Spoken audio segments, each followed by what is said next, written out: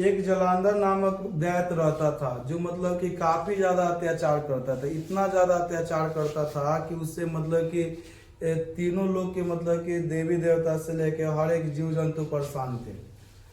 उसका कुछ दिन बाद विवाह होता है, एक वृंदा नामक मतलब कि औरत से विवाह होता है। वो वृंदा नाम की जो औरत थी वो पतिव्रता मतलब की औरत थी, और विष्णु भगवान के काफी बड़ा मतलब कि क्या थे, उपवासक थे। इतना बड़ा भक्त थे कि दिन रात मतलब कि उन्हीं के मतलब कि उपासना में रहती थी।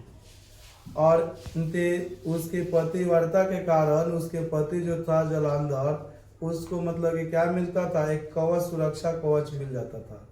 माना जाता है कि वो अपना पाप और अत्याचार दिन पर दिन बढ़ाते चला गया, जिससे तीनों लोगों में मतलब कि अंधकार की स्थिति आ जाता है।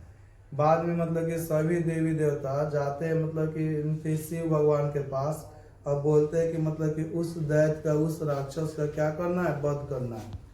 अब शिव भगवान मतलब कि और उनके जलांधर में काफी मतलब कि घमासान युद्ध होता है, जिसमें मतलब कि शिव भगवान मतलब कि से भी वो मरता नहीं है। तो अंत दाम में सभी मिलकर जाते हैं कि इनके पास, विष्णु के पास जाते हैं, बोलते हैं कि मतलब कि जलांधर को मारना असंभव है, क्योंकि वो मतलब कि उसकी पत्नी जो है वृंदा, वो मतलब कि पतिव्रता मतलब क्या है, पत्नी है, और दिन रात अपने मतलब कि पति के सलामती का मतलब कि आप ही से दुआ मांगती है।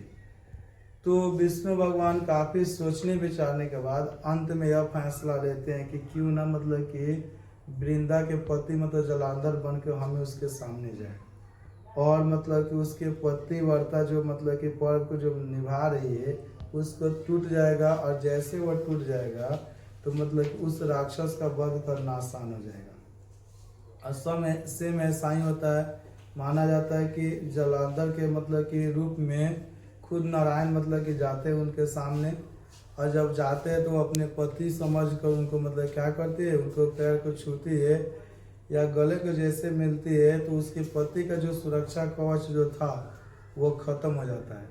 अब माना जाता है कि उधर शिव भगवान जो थे उसको वध करते हैं जलांधर को, और जलांधर के जैसे वध करते हैं तो उसका सर आके मतलब कि वृंदा के पार मतलब के पास में आकर गिरता है। जैसे उनका पैर गिरता है, मतलब कि पैर के पास उनका सर गिरता है जलांधर का, तो उनको लगता है कि मेरे साथ छल हुआ है। और यही कारण था कि उस समय मतलब कि क्या करती है, कहती है कि तुम जो भी अपने ओरिजिनल वास्तविक रूप में आ जाओ। और जब मतलब कि विष्णु भगवान अपने वास्तविक रूप में आते हैं तो मतलब कि उनको लगता है कि भाई जिसको हम इतना मानते थे, इतना रेस्पेक्ट करते थे, इज्जत करते थे, इतना सम्मान करते थे, वो मतलब कि इस प्रकार से पत्थर ले निकलेगा, तो वहाँ पर क्या करती है, उनको श्राप देती है कि जाइए मतलब कि आपका जैसा हृदय पत्थर का है वैसा ही आप पत्थर के बन जाओ। अब माना जाता है वहीं से शालिग्राम के रूप में मतलब कि विष्णु भगवान आ जाते हैं।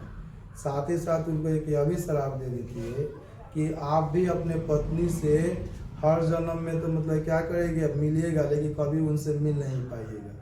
तो उसका उदाहरण मतलब कि राम का मतलब के रूप में जब वो 7वें अवतार में जब आते हैं, तो मतलब कि सीता से विवाह तो होता है लेकिन सीता के साथ वो कभी खुश रह नहीं पाते या रह नहीं पाते। फिर से कृष्ण के रूप में जब उनका जन्म होता है तो राधा से बहुत ज़्यादा प्रेम करने के बाद भी राधा से कभी मिल नहीं पाते हैं। और जब वहाँ पत्थर के बन जाते हैं तो सभी तीनों लोगों में अंधकार छाने लगता है। अंत दाम में मतलब कि क्या होता है कि सभी रिक्वेस्ट करते हैं वृंदा से कि मतलब कि इनको मतलब कि शराब से मुक्त कर दो।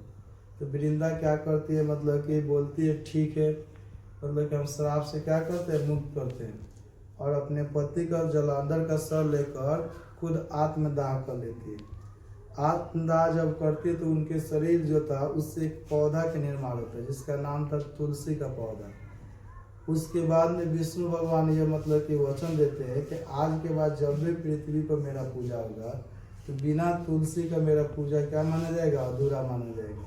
या हर एक मतलब कि हिंदू देवी देवताओं में जो भी कथा है वो उसमें तुलसी सबसे पवित्र पौधा के रूप में माना जाएगा।